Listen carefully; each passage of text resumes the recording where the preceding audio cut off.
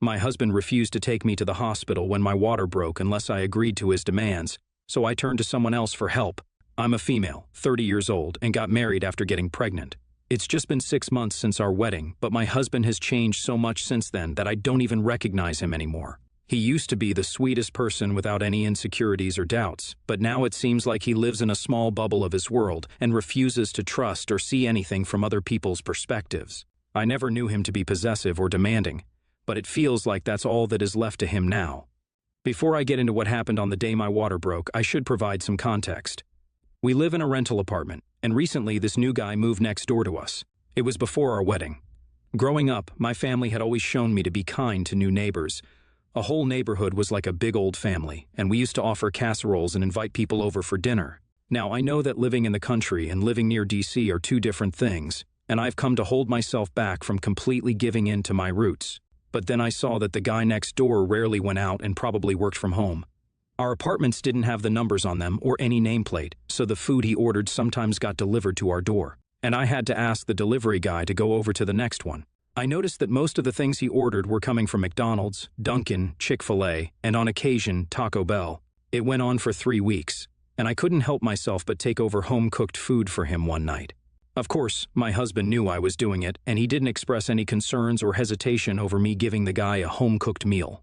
He knew all too well that I love feeding people whenever I can get the chance, and this was just me being concerned and nothing more than that. The guy was pretty nice about the whole thing, and agreed instantly when I asked him a week later to join me and my husband.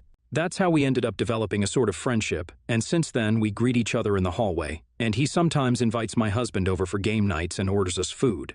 But over time, my husband must have started having some problems with this guy because he started being rude for no reason and even took jesting too far. The guy got the hint that he isn't welcome anymore in our home, and since then he's been keeping his distance. I don't know what brought on the change in my husband's behavior, but when I talked to him about it, he refused to explain anything to me. In fact, he got all defensive and tried to project his insecurities on me.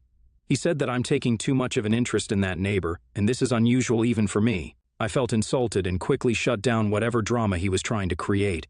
If he can't trust me, there was no point in having that conversation, and I didn't want to spend my energy on the topic.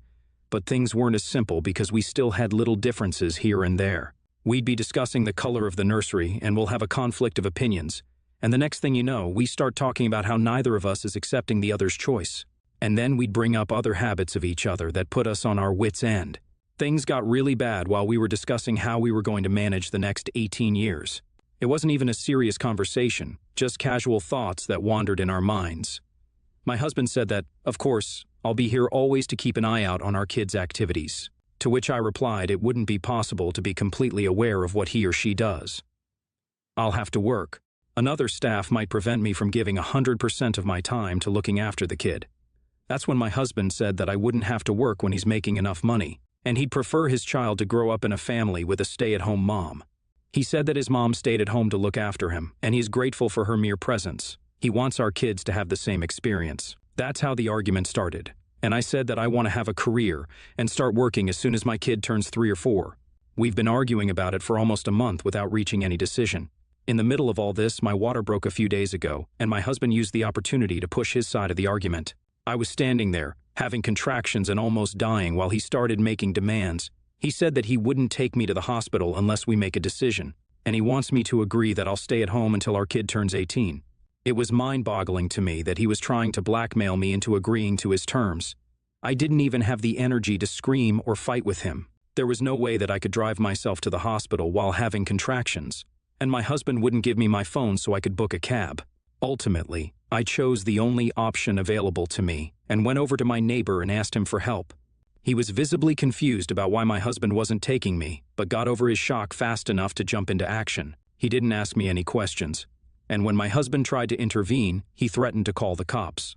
He didn't even know what the situation was, but was ready to fight if required. My husband followed us in his car and was with me for the rest of the delivery, but the damage was done, and something in our marriage shifted. He was angry that I went to the guy I knew he had a problem with for help, while I was angry that he'd try and use a delicate situation to get me to agree to his ridiculous demands.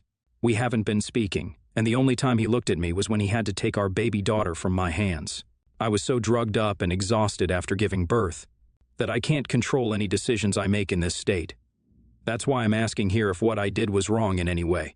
The argument wasn't something unresolvable, and I'm pretty sure we could have found some common ground, but his actions have broken my trust completely.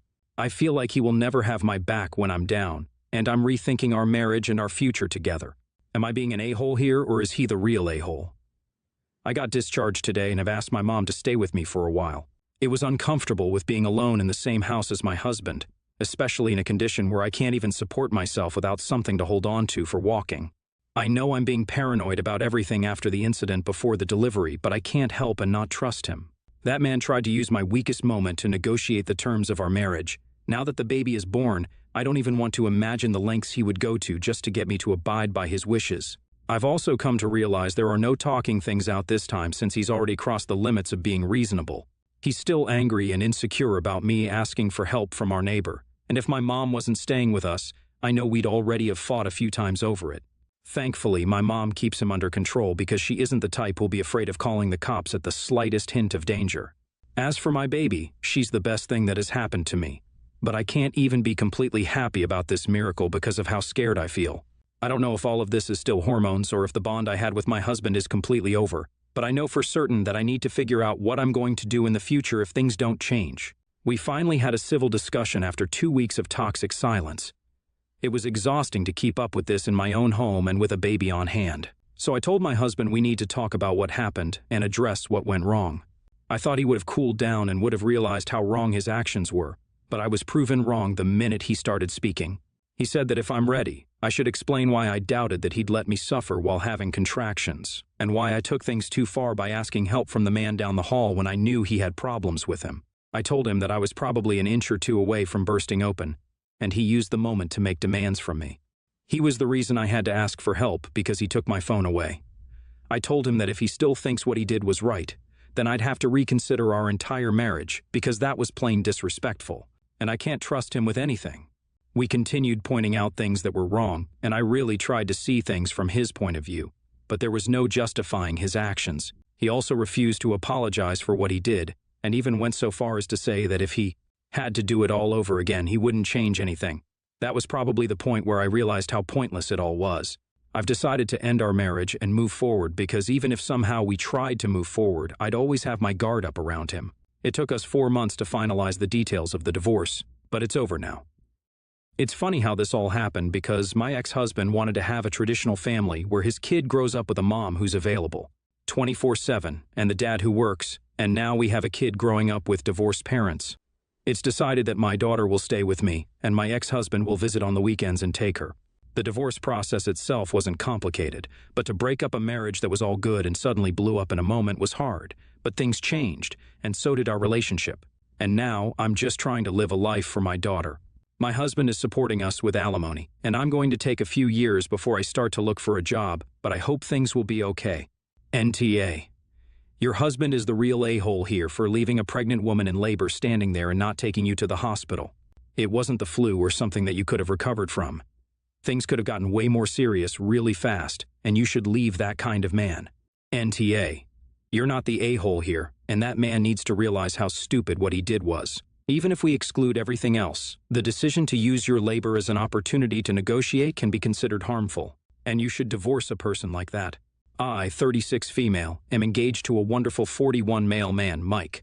We both have children from previous relationships. I have a 14-year-old daughter, and he has a 5-year-old son, Luke. Luke's mom is Mike's ex-wife, Ashley. S had some issues with never telling Ashley no about taking Luke on nights we weren't supposed to have him. He's canceled dates with me and family trips, etc., because Ashley asks him out of the blue to take Luke with some frequency. He used to be much worse about it, but he's gotten better and has only been asked as a last resort. Well, this past Friday, sure enough, Ashley calls us, asking us to babysit because he has concert tickets for Saturday night. Mike had to work, so he wasn't able to, and then it turned to me. I had already made plans that evening to have a mom-daughter date with my daughter. I had reserved us mani-pedis and a nice dinner. These mom-daughter dates are important to my daughter and me since she is going through the mess that is puberty. I told Ashley I had other plans. I figured she's got enough family, friends, and money. She alone makes the same amount Mike and I make, not counting the child support he pays, to figure something out on her own. I was wrong. Saturday came, and she was in a tizzy, blowing up Mike and my phone, begging us to take Luke that night. I stood firm and told her no, and that my time with my daughter was more important to me than her going to some concert. I silenced my phone and took my daughter on a date. We had a wonderful time and had an amazing dinner. We come home to find Mike royally angry with me. Ashley, her friends, and her family had spent all evening calling him, yelling at him, telling him how unreasonable and how much of a I was for not watching Luke, and that I'm obviously going to be a bad stepmom since I didn't care to watch him. Then the custody threats started, how they'll take away Mike's weekends with Luke, etc., and he wasn't able to reach me since I had silenced my phone. It's calmed down a little since then, but now Ashley is demanding I refund her the $300 she spent on her ticket since she couldn't go since I refused to watch Luke that night. Mike and I have been saving up money bit by bit to take my daughter and Luke on a trip next year. Mike is just telling me to give her money from it and avoid the fight, but I don't want to. If we give in to these demands, she's just going to continue these behaviors and using us. AITA for not watching Luke on Saturday, and WIBTA if I don't give her the money she lost. NTA, but you don't have an ex-wife problem, you've got a fiancé problem. How dare he get pissy with you after the way that Psycho acted? He knew full well what was going on. Why would you accept that kind of reaction? I would feel so betrayed. You need to make it clear in no uncertain terms that this level of manipulation and abuse will not be tolerated. As another commenter brought up, save all the evidence of threats with custody and manipulation of money for the courts. You should both take these threats seriously and get ahead of them by contacting the judge. Do not be passive, and tell your man it's time he stood behind his soon-to-be wife. NTA, tell Mike to grow a brain. Does he really think his ex will get anything in court? She's throwing a hissy fit since she didn't get her way. A judge isn't going to cut the kid off from his other parent for that, not when it's her custody time.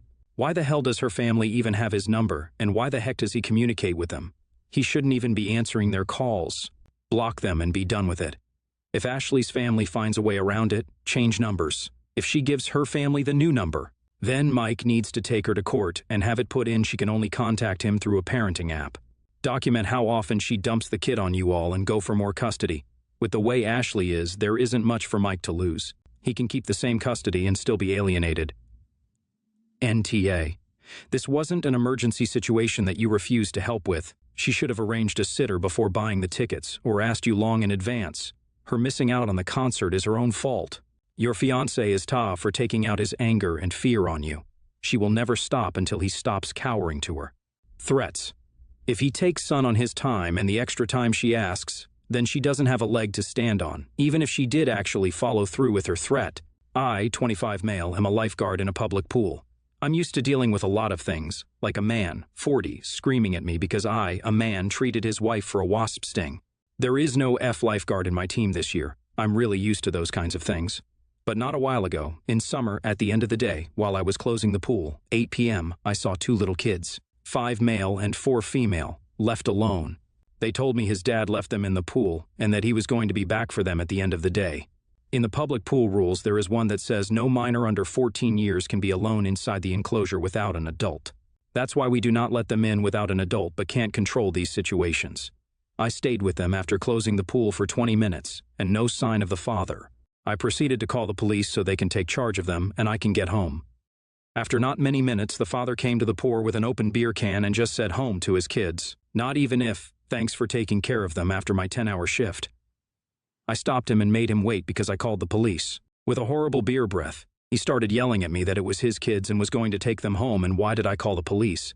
That he was just in the nearest bar to the enclosure. He hadn't abandoned his kids. When the police officers arrived, I explained everything, left for home. I did not see those kids or the father anymore in my pool, and I think I caused that. AITA for calling the police? Maybe I should have waited 10 more minutes before calling. NTA. The pool isn't a cheap substitute for daycare. This coming from a parent that trusted their kids earlier than most. I'd be good with stepping to the washroom or watching from the gallery at 6 up, but wow, 4 is too young, emo. At that age, I was in the pool with them. Heck, I was in the pool till they were 6, as they wanted me engaged with their play. Good job calling the cops. Up to them to call CPS. NTA. You should not have done anything differently other than not calling the cops immediately.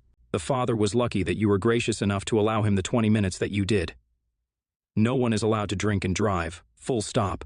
You potentially just saved multiple lives by stopping this disgusting excuse for a father from leaving with those poor kids. Who in the hell leaves 4- and 5-year-old kids alone near water?